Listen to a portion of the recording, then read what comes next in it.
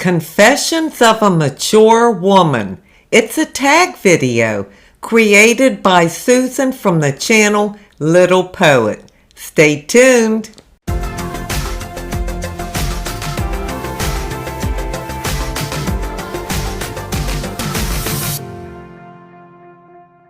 Hi and welcome to my channel.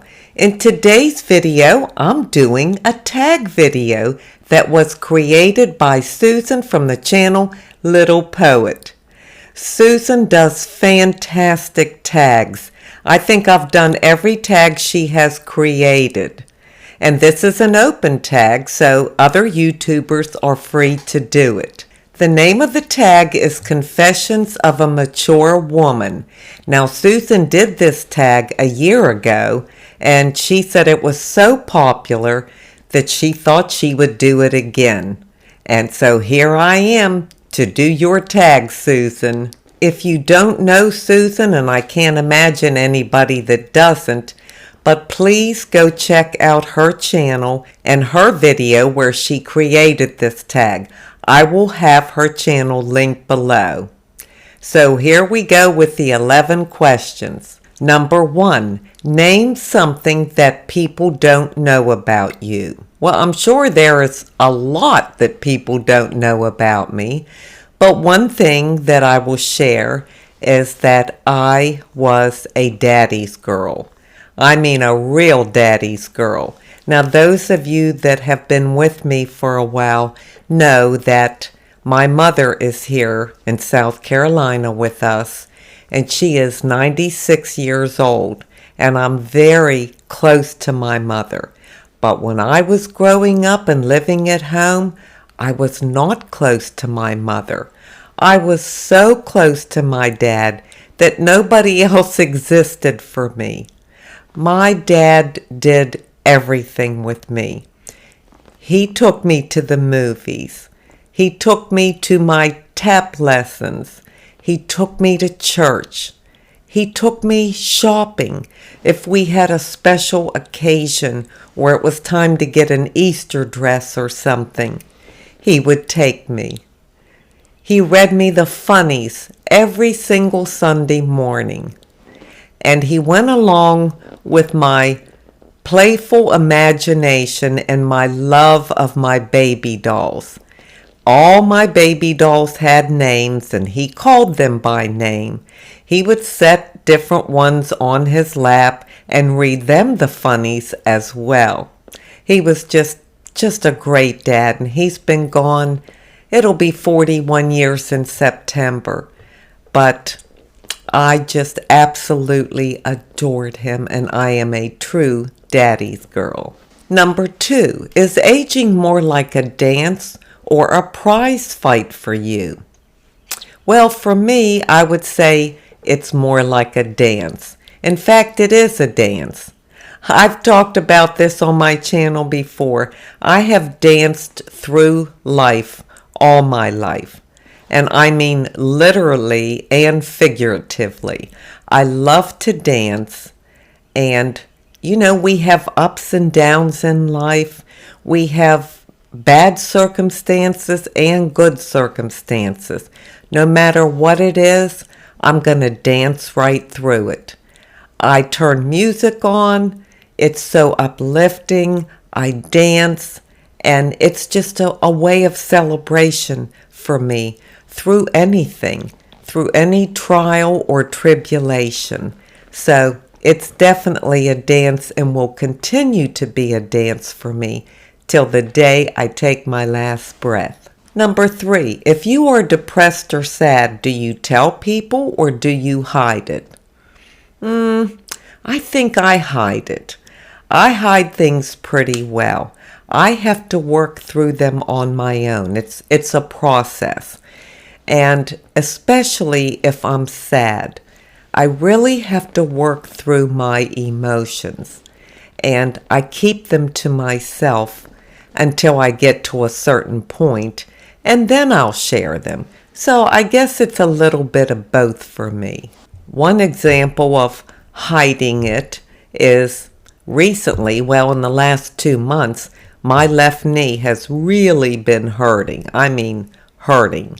And I still walked every morning. It hurt whether I walked or didn't, so I figure why stop. But it was waking me up at night, and it was very swollen. So I didn't say anything to Dave. I didn't tell anybody. And the other day I went to the orthopedic, and here it's the wearing down of cartilage. So the bones are getting closer and closer together there, and that's what was causing the inflammation, pain, and swelling. And he gave me a steroid injection, and it feels so much better. But that's something that I just kind of hid, I guess, because I didn't even share it with Dave. And if I don't feel well, I just don't mention it. Number 4, what is your number one challenge in life? Oh, that answer came right to me so quickly. Patience. I still have none. I'm working on patience. I have been working on patience for many, many years. Now, in some areas, I do have patience. I can't pinpoint exactly the areas that I don't have patience, I have none. But oh my gosh, there are some things I just have no tolerance for. An example would be my nails are never done. I cannot sit long enough to get them polished and to let them dry. I just can't. I don't have the patience for it. So there you go. Number 5, name 2 things that make you happy.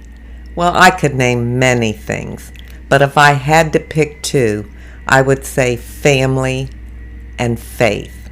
And when I say family, that's of course Dave, my children, my grandchildren, friends, brother, sister, everybody. They make me happy. And of course my faith makes me happy, because that's what gets me through each and every day and each and every circumstance and situation or crisis that could arise in my life. Number 6, name 2 things that make you sad.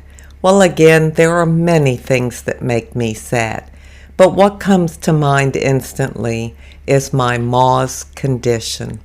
With her having dementia and not being able to see and can barely hear, it just hurts my heart to see her slipping away every day. Each day you see more and more of that. And it's so very sad. She's confused. She doesn't understand what's going on, and there's no way to explain it to her. And to watch somebody lose their mind like that on a daily basis is very, very sad to me. Another thing that makes me sad is women that compete with other women or try to outdo other women. That makes me sad that anybody would feel like they have to compete. We all have something to offer this world. We all have our own unique beauty to offer, our own talents, our own gifts, our own style. And why grown women would want to compete with other women to one-up them or outdo them or outshine them, I just don't understand that, and it makes me very sad. Number 7, do you feel misunderstood, and why? No, I don't feel misunderstood. And I guess at this point, I just don't care. I understand myself, and I have to live with myself, and that's all that matters to me. I don't care if anybody else understands me, as long as I do. Number 8, is there a special person in your life, and if not, why? Well, yes, there is. And those of you who have been with me know that it's Dave. Dave is very special to me. He's been a wonderful husband for, well, it'll be 40 years in July. He's a fantastic partner. He's a friend. He's a prayer warrior. He's kind. He has a big heart. He helps others. He serves others. He's the head of our household and the head of our family. I couldn't have asked for a finer man to be in my life. And I just love him dearly. Number 9, the number one thing that you would change about yourself. Oh boy.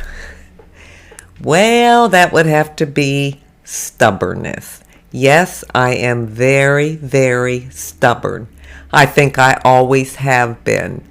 And I'd like to be able to change it, but yet I don't. I guess I don't even know how to change it.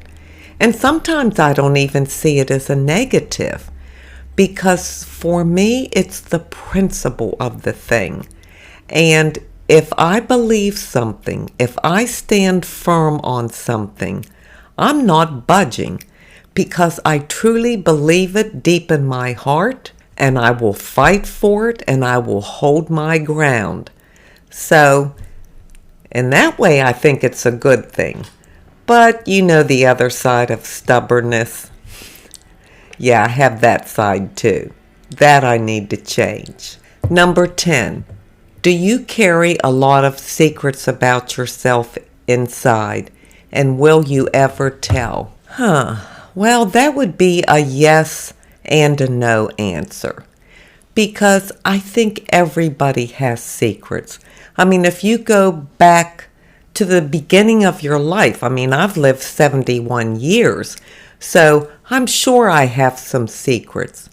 But yet, on the other hand, nothing is really a secret.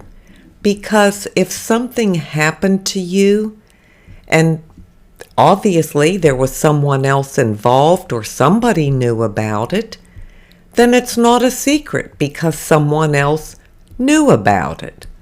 So it's not truly a secret. And the other part of that is, I know you've heard the saying many times, our secrets keep us sick. So to hold secrets inside that are damaging to us are not good.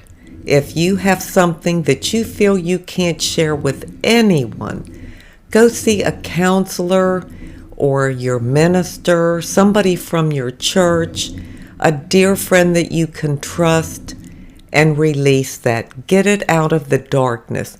Once you bring it into the light, it's gone. It can't poison you any longer. And the last question, number 11, is exposing the myth. The way Susan put it was, the thing most misunderstood about being a real-life mature woman. Well, for me, I'm going to answer that by saying aging.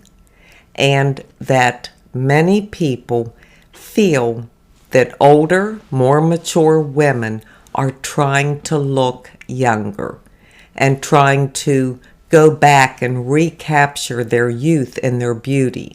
And I think that's a total myth.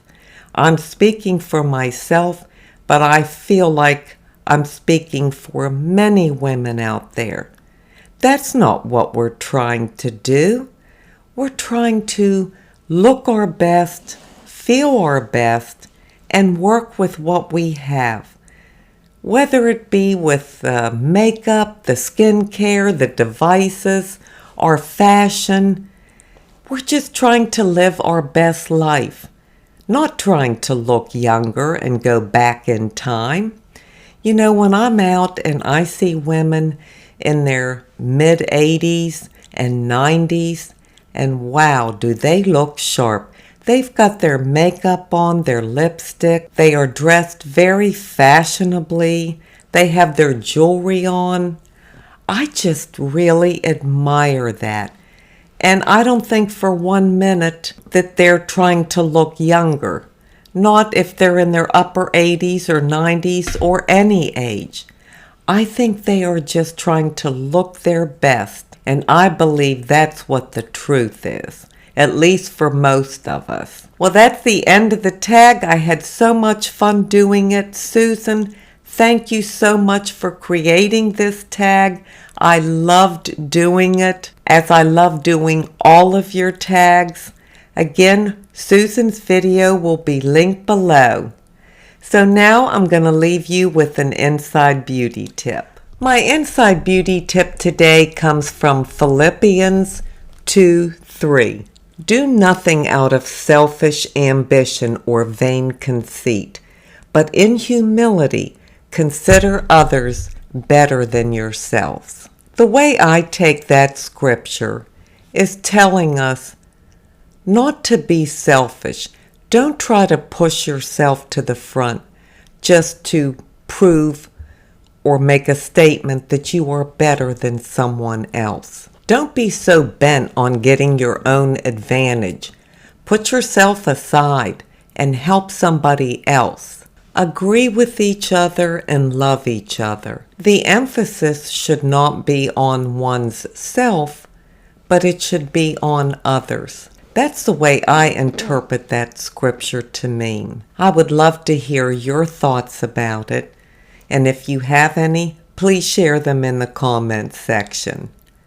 I thank you so much for being here today. I truly do appreciate it. And until we meet again, this is the old girl signing out. See ya!